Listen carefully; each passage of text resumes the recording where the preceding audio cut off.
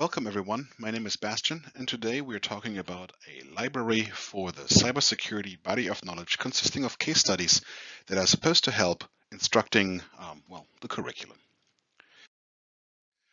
Well, let's begin. As you know, these days it's barely a day passes where we don't hear about another breach, another cybersecurity issue, malware being detected, or a data leak happening left, right, and sideways that severely impairs modern life these days. So it's quite clear to us that no software engineering curriculum these days should exist that doesn't have a substantial amount of cybersecurity education as part of it. That is slowly becoming a reality, and that's really great. And to help that along, the University of Bristol has created CyBOK, the cybersecurity body of knowledge. Like a small caveat, neither Annie nor Nancy nor I are members of the University of Bristol, and we had no part in the creation of CyBOK, but this project was sponsored by them and meant to, help facilitate the creation of educational products for them. So the cybersecurity body of knowledge consists of several parts. You can see them here. There are 5 of them altogether, and a total of 20, actually 18 knowledge areas. These knowledge areas are basically correspond to chapters in the book, in the CyBOK book, that is free for anyone to download. So it's a freely accessible community resource given to us by the University of Bristol, and it's really great. It's really in very good detail describes the different aspects of cybersecurity and from a little bit more of a scientific and more in-depth background than your typical cybersecurity certificate you can get from Google, Microsoft, or CompTIA or so. They're also very great. They're also very useful, but the CyBOK is a little bit more in academic detail, you could say. So it's a very, very rich resource that is free to anyone to use. And our job was, to help with a project sponsored by the University of Bristol, like I already said, to come up with some educational resources that would help the wide audience to use this free CyBOK curriculum in their classes, either whole as the entire thing, or just bits and pieces of it.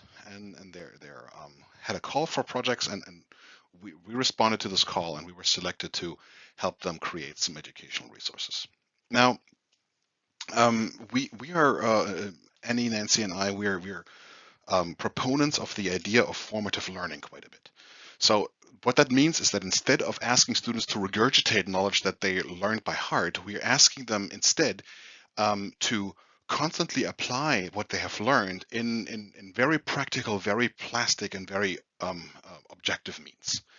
We do that using what we call educational case studies.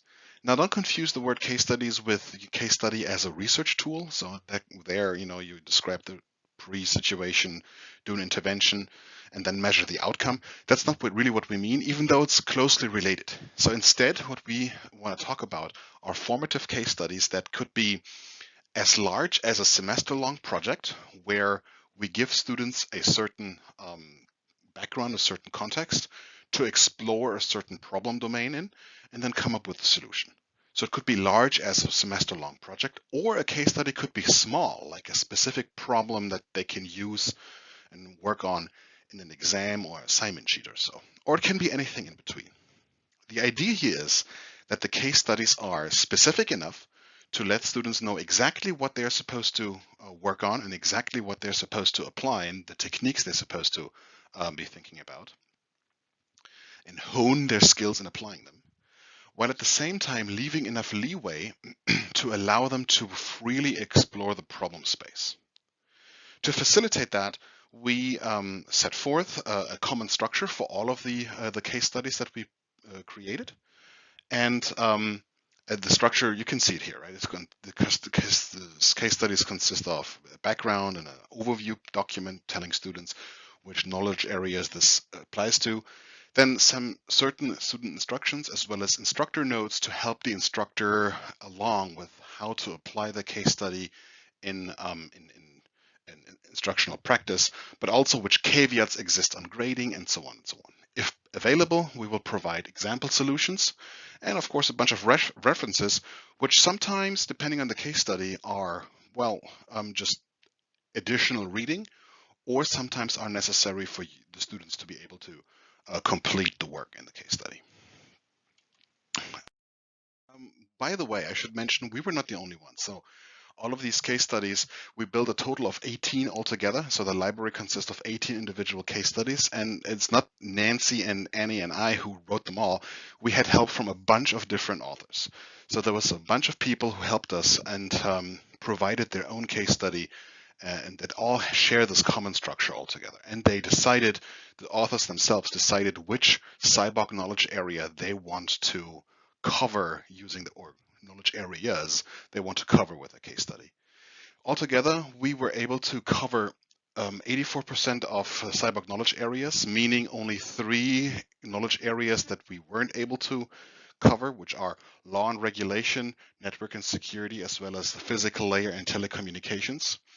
And most other knowledge areas are either covered by at least 2 case studies, even though there are some of them for which only we have 1 case study. So that's not much variety.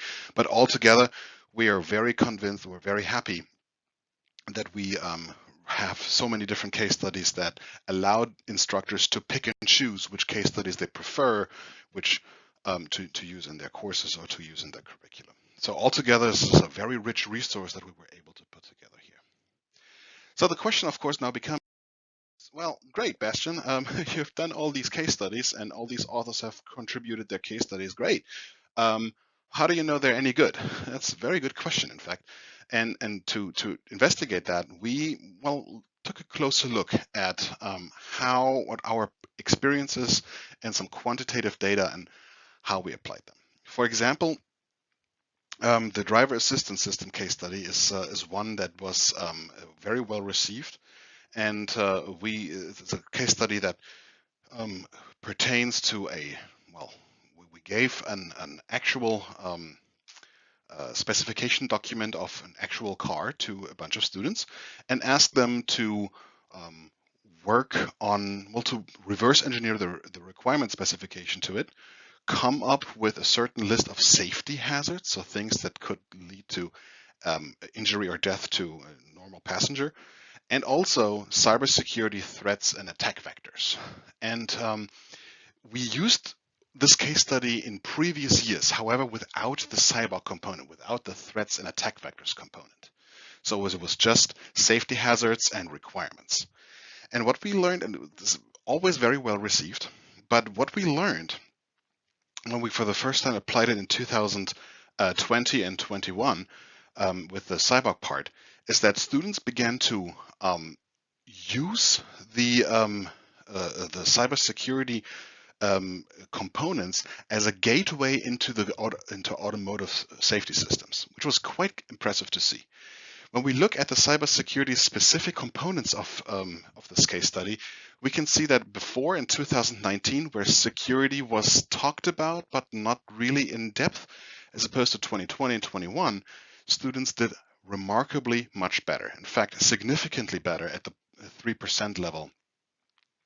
Were they able to grasp the concepts better and retain the knowledge to a certain degree. We also learned that while threats and hypothetical scenarios under which passengers could become hurt did not really come natural to most students, and this has been an issue for case studies, safety critical case studies, for several years now. On the other hand, cybersecurity concepts, students often just needed the thought, hey, think about hackers in this context, for example, and they would almost naturally come to a place where they would think about the different attack vectors and different strategies to mitigate them, and then also from that point on forward, we're able to think about potential safety implications. So it's quite curious to see how students were able to go to combine these very theoretical and very hypothetical concepts, which they used to struggle with quite a bit.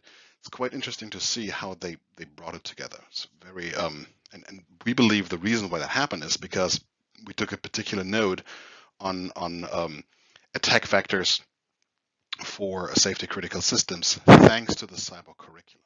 So that was the big shift here.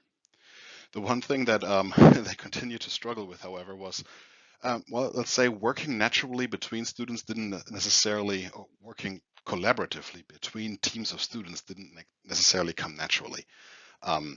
Let's just say if two teams, let's say one team for the automatic lift gate that automatically opens the back hatch of the car, which uses an approximation sensor, wouldn't realize that the parking sensor also has the same kind of device installed already.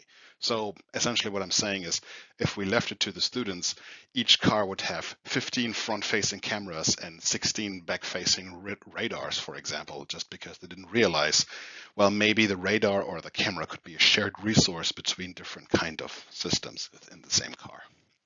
Anyways, that's just a curious side note. Overall, we are quite pleased with the outcome. Like I said, we had 18 different case studies covering 17 CyBOK 1.0 knowledge areas. 3 knowledge areas we were unable to cover with case studies. However, as of 2 days ago, this isn't true anymore either. Fun story is that we completed work for this project in May 2021, and in June, I believe, or was it July, the University of Bristol released an updated version of CyBOK, the 1.1 curriculum. So just like that, our work was partly outdated. Well, not really, but that's what I thought at first. And what happened is they included 2 additional knowledge areas on cryptography and applied cryptography in the curriculum. And afterwards, we were able to work on some additional case studies. We provided 7 additional case studies to cover those 2 new knowledge areas, as well as the 3 knowledge areas that we had thus far not been able to cover. So now we cover 100% of the CyBOK. And these case studies will become available very soon on the links provided here. They're free for anyone to use, free for anyone to contribute. So by all means, please download them, use them, and tell us how you did. Tell us if they worked for you. Tell us what we need to do better, and better yet, write about it. Publish your results to see how nicely this worked for you, or in what areas that didn't work, and perhaps we need some improvement. Anyways, thank you very much for listening. Have a wonderful day.